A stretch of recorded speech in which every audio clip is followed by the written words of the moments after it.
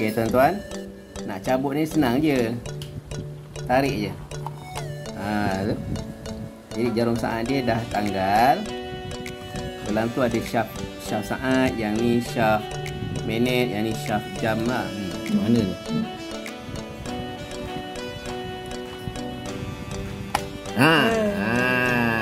Yang tu lah. So jarum minit dia dah terbuka. Tarik je. Dan sepatutnya ini pun kita tarik. Okey. So jarum jam dah terbuka, jarum minit, dan yang belakang ni sekali jarum jam.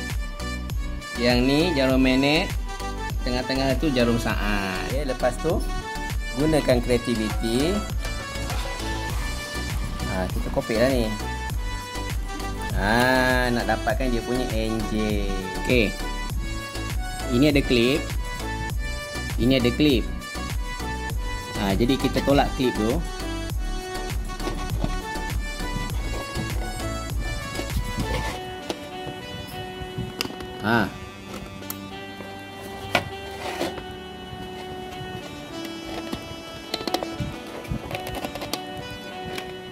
Tadi tak ada orang nak pegang kamera.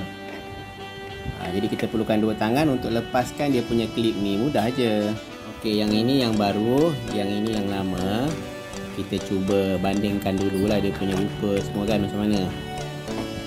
Nampak gaya tak ada masalah ni.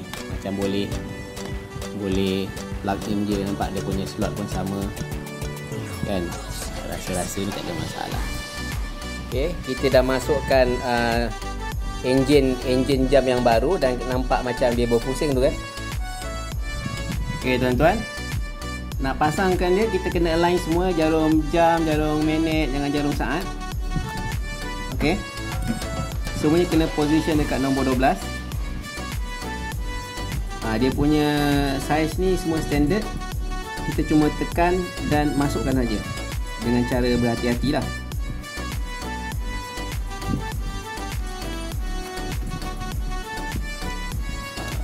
Line dia, tekan aja lagi ni agak-agak.